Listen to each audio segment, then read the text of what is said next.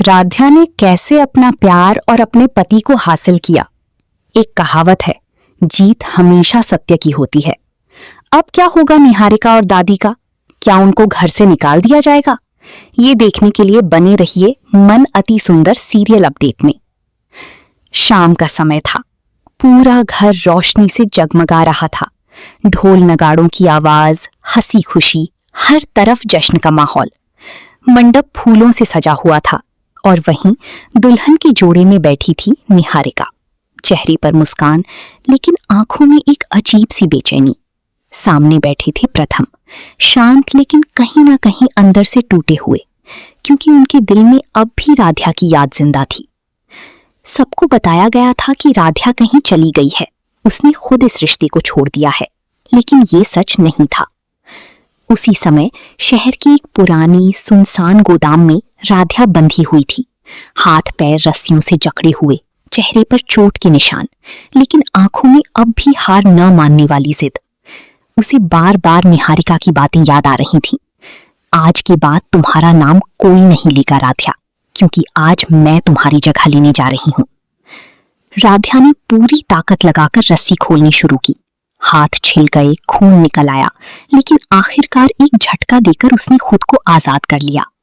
वो लड़खड़ाती हुई उठी और बिना एक पल गवाए सीधी उस घर की ओर दौड़ पड़ी, जहां उसकी जिंदगी का सबसे बड़ा फैसला होने वाला था। इधर मंडप में पंडित जी की आवाज गूंज रही थी। शुभ मुहूर्त निकलता जा रहा है, दूल्हा दुल्हन तैयार हो जाएं। निहारिका ने हल्की मुस्कान के साथ प्रथम की तरफ देखा, जैसे उसे पूरा यकीन हो कि अब कोई उसे रोक नहीं सकता।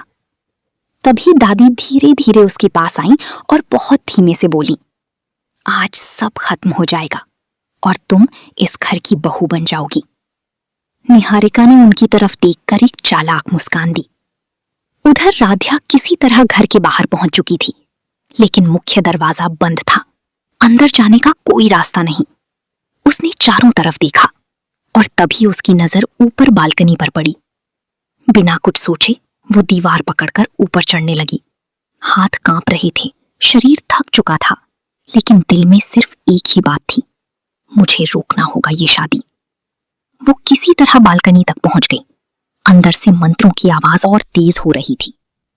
नीचे मंडप में पंडित जी बोले, अब दूल्हा दुल्हन की मांग में सिंदूर भरें। प्रथम ने धीरे से सिंदूर उठाया। हाथ कांप रहे थे। आंखों के सामने बार बार राध्या का चेहरा आ रहा था। और तभी ऊपर से एक तेज आवाज आई, जैसे कुछ गिरा हो।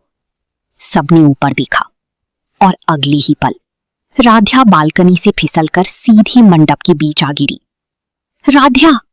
प्रथम चीख उठा और फिर बिना कुछ सोचे उसने वही सिंदूर, जो अब राध्या के हाथ में भी लग चुका था, उसकी मांग में भर दिया।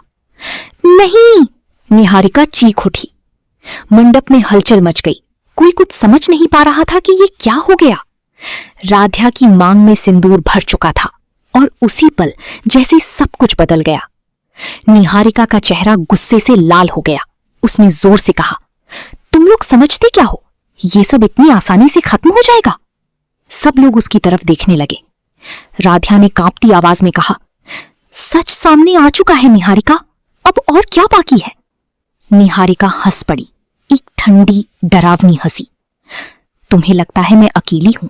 उसने कहा, और फिर धीरे धीरे उसने दादी की तरफ इशारा किया। हमारा साथ हम अकेले नहीं दे रहे, हमारे साथ ये बुढ़िया है। पूरा घर सन्न रह गया। दादी! प्रथम की आवाज टूट गई। दादी आगे बढ़ी, चेहरे पर कोई पछतावा नहीं, बस एक अजीब सी सख्ती। हां, मैं ही हूं, उन्होंने कहा, क्योंकि इस घर के लिए सही क्या है ये मैं जानती हूं। राध्या इस घर के लायक नहीं थी और निहारिका ही इस घर को संभाल सकती है। ओंकार जी गुस्से में कांपने लगे। मां, आप ये क्या कह रही हैं? रजनी जी भी हैरान रह गई। मां जी, आपने ऐसा कैसे कर दिया? राध्या की आंखों से आंसू बहने लगे, लेकिन इस बार वो कमजोर नहीं पड़ी। उसने अपने कपड़ों में छुपाया हुआ छोटा सा डिवाइस निकाला और बोली, मैं जानती थी कुछ तो और है, इसलिए मैंने सब रिकॉर्ड किया है। उसने रिकॉर्डिंग चला दी। उसमें साफ साफ दादी और निहारिका की बातें सुनाई दे रही थी, कैसे उन्होंने मिलकर राध्या को हटाने की साजिश रची कैसे किडनैप करवाया। अब कोई शक नहीं बचा था, पूरा सच सामने था। प्रथम की आंखों में आंसू आ गए। उसने दादी की तरफ देखा। आपने ये कैसे कर दिया? दादी पहली बार चुप हो गई। निहारिका अब बेकाबू हो चुकी थी। हाँ, मैंने किया ये सब क्योंकि मुझे चाहिए था ये सब, ये घर, ये नाम, ये शादी। लेकिन अब कोई उसकी बात सुनने वाला नहीं था। राधिया धीरे धीरे खड़ी हुई। दर्द में भी उसकी आवाज मजबूत थी। आज सच जीत गया है और झूठ हार गया। मंडप में खड़े सभी लोग, ओंकार जी, रजनी जी, प्रथम, सबकी आंखों के सामने एक ही सच्चाई थी। जिस लड़की को उन्होंने कमजोर समझा, वही सबसे मजबूत निकली। और उसी मंडप में जहां एक झूठी शादी होने वाली थी, वहां सच ने अपना हक जीत लिया। शहनाई फिर से बजने लगी, लेकिन इस बार माहौल अलग था। ये सिर्फ एक शादी नहीं थी, ये सच की जीत थी और एक नई शुरुआत।